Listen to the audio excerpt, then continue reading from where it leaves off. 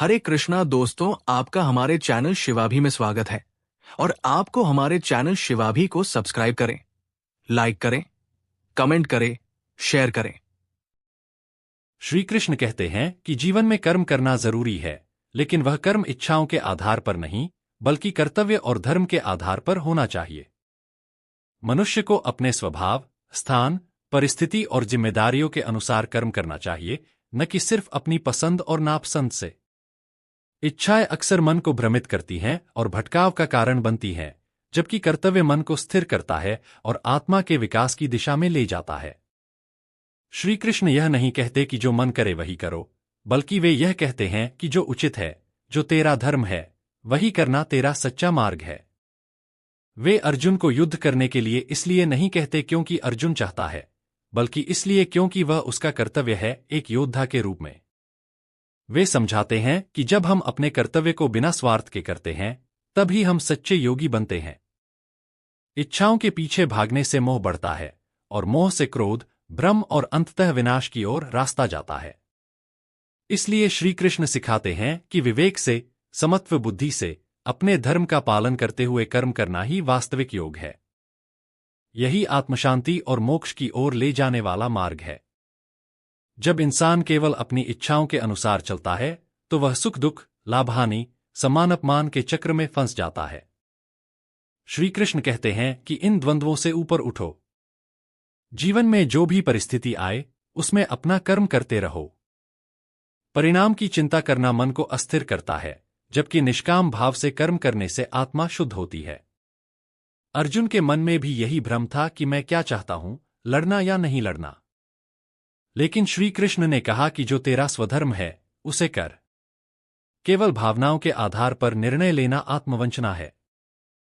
सच्ची आजादी तब मिलती है जब हम अपने कर्म को भक्ति और समर्पण के साथ करते हैं, न कि मोह और स्वार्थ के साथ। जब हम कर्म को भगवान को अर्पित करके करते हैं, तब वह कर्म बंधन नहीं बनता, बल्कि मुक्ति का साधन बन जाता है। यही गीता का सार है। अपने कर्तव्य को पहचानो, उसे श्रद्धा से निभाओ और फल की चिंता भगवान पर छोड़ दो। यही सच्चा जीवन है। इंसान जब केवल अपनी इच्छाओं को महत्व देता है, तो वह स्वयं को ही केंद्र मान लेता है।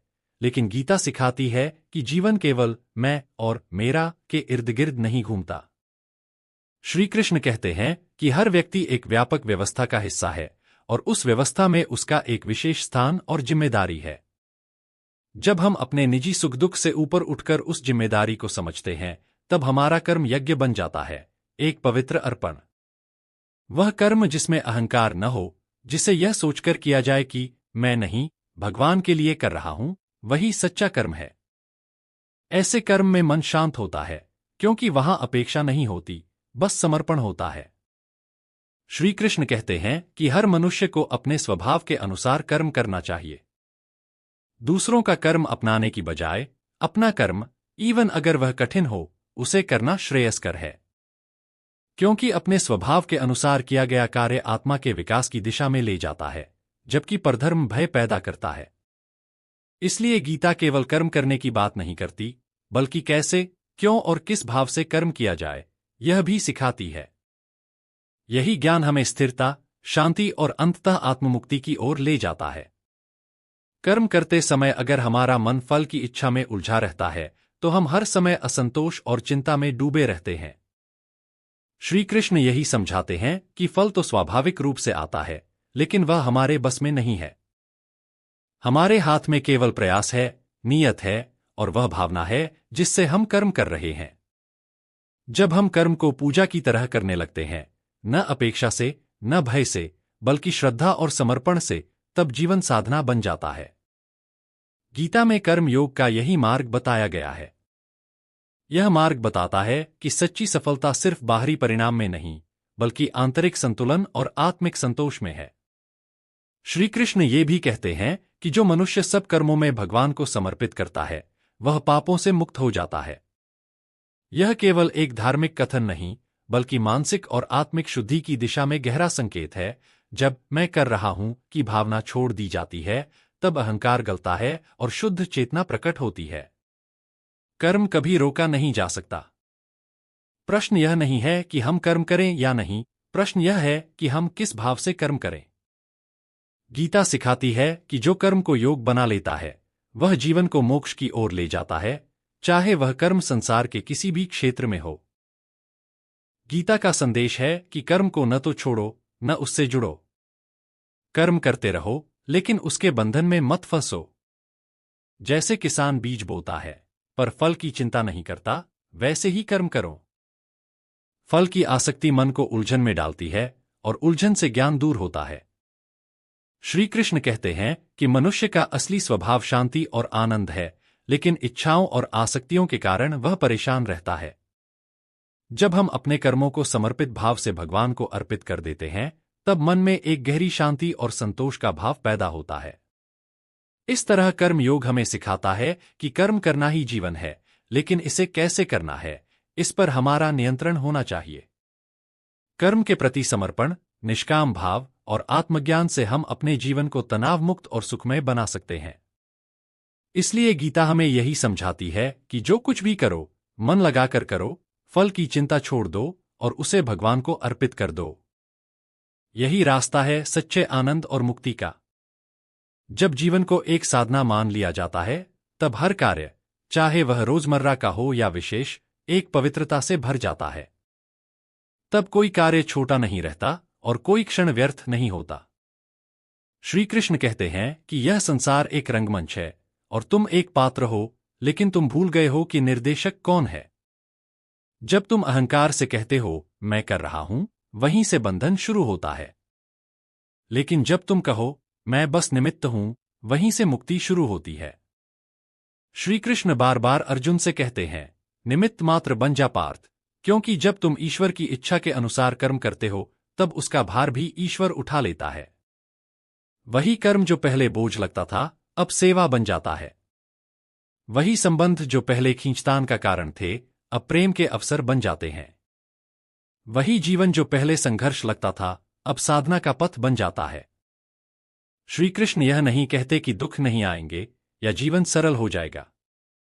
वे यह कहते हैं कि जब दृष्टि बदल जाती है, तब परिस्थिति में भी प्रकाश दिखाई देने लगता है।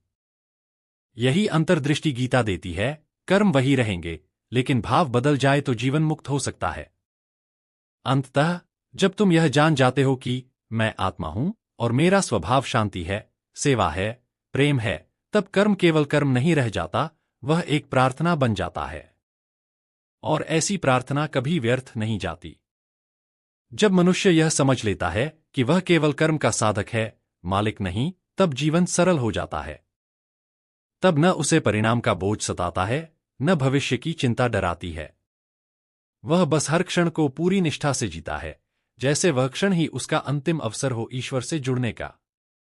श्री कृष्ण यही तो कहते हैं, जीवन का हर कार्य, चाहे वह छोटा हो या बड़ा, उसे भगवान को समर्पित करके करो।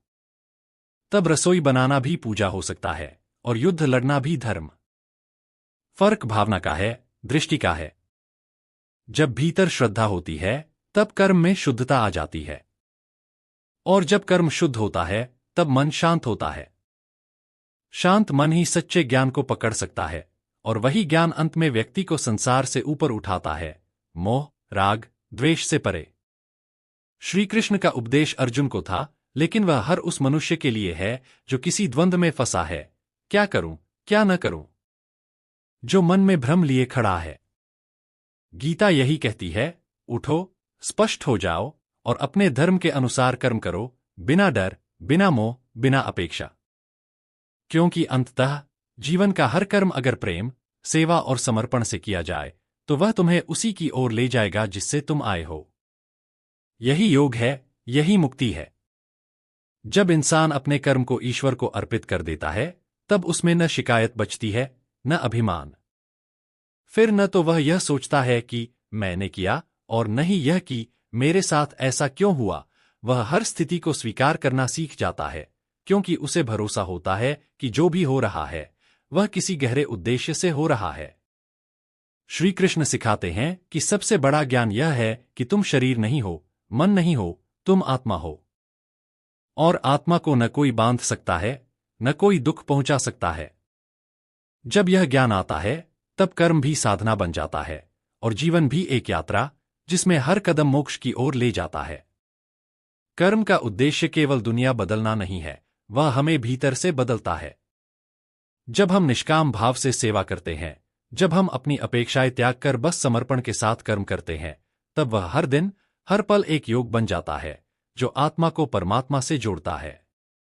यही श्री कृष्ण का संदेश है, कर्म करो मगर उसमें आसक्ति मत रखो। कार्य में डूबो लेकिन उसमें खो मत जाओ। जीवन को पूरी तरह जियो मगर यह जानते हुए कि यह केवल एक लीला है, ईश्वर की, तुम्हारे माध्यम से। जब व्यक्ति इस समझ तक पहुंच जाता है कि वह केवल कर्ता नहीं बल्कि ईश्वर का उपकरण है, तब उसके भीतर से द्वंद्व मिटने लगता है। फिर न उसे हार डराती है, न जीत मोहती है। वह कर्म करता है लेकिन कर्म उसे बांधता नहीं। यही है कर्मयोग, जहां कर्म भी होता है और भीतर शांति भी रहती है। श्री कृष्ण कहते हैं, जब तक शरीर है तब तक कर्म अपरिहार्य है। लेकिन तुम कैसे कर्म करते हो, यही तुम्हारे जीवन की दिशा तय करता है। यदि तुम लोभ, मोह या क्रोध से प्रेरित होकर कर्म करते हो तो वह तुम्हें और बांधता है। लेकिन जब तुम कर्म को समर्पण, सेवा और संतुलन के भाव से करते हो, तब वही कर्म तुम्हें मुक्ति की ओर ले जाता है। इसलिए गीता केवल एक युद्ध भूमि की बात नहीं करती, वह हर मनुष्य की आंतरिक युद्ध भूमि की बात करती है, जहां वह रोज निर्णय लेता है कि मैं स्वार्थ से चलूं या धर्म से, भय से चलूं या विश्वास से। जो व्यक्ति निरंतर अपने कर्मों में भगवान की उपस्थिति महसूस करता है, वह संसार में रहते हुए भी भीतर से निर्लिप्त हो जाता है। जैसे कमल का फूल पानी में रहकर भी गीला नहीं होता, वैसे ही वह व्यक्ति कर्म करता हुआ भी कर्म से परे हो जाता है। यही गीता का सार है, कर्म करते जाओ लेकिन उस कर्म से अपनी पहचान मत जोड़ो। पहचान केवल आत्मा से जोड़ो, जो साक्षी है, शांत है और परम से जुड़ी हुई है। जब हम कर्म को भगवान की सेवा मानकर करते हैं, तब जीवन बोझ नहीं लगता बल्कि अवसर बन जाता है आत्मा को परिष्कृत करने का, भीतर के अहंकार को मिटाने का और प्रेम के मार्ग पर चलने का। गीता में श्री कृष्ण बार बार यही भाव जागृत करते हैं कि कर्म से भागो मत, उससे जुड़ो, लेकिन मोह से नहीं, समर्पण से। जो व्यक्ति अपने कर्म में न्याय, करुणा और निस्वार्थता रखता है, वह धीरे धीरे राग द्वेष से मुक्त होता है। उसे यह समझ आने लगता है कि हर कार्य एक साधना है और हर दिन एक तपस्या, जिसमें खुद को बेहतर, शांत और अधिक समर्पित बनाना है। जब मन स्थिर होता है तब ज्ञान प्रकट होता है, और जब ज्ञान आता है तब कर्म भी स्वार्थ से मुक्त हो जाता है। यही संतुलन गीता का रहस्य है, ज्ञान, भक्ति और कर्म को एक सूत्र में बांधना। न केवल कर्म करना बल्कि उस कर्म में भगवान को देखना और हर कार्य को ईश्वरार्पण समझना। शिवाभिविरोध से जुड़े हुए रहे दोस्तों। श्री कृष्ण सिखाते हैं कि जो कुछ भी करो उसे भगवान को समर्पित करके करो। न वह कार्य छोटा रहेगा, न तुम उसके भार से दबोगे। यही जीवन की उच्च अवस्था है, कर्म में रहते हुए भी मुक्त होना, संसार में रहकर भी भीतर से शांत रहना। उम्मीद है आपको हमारी वीडियो पसंद आएगी और आपके लिए अच्छी वीडियो बनाते रहेंगे। जय श्री कृष्णा दोस्तों, धन्यवाद दोस्तों।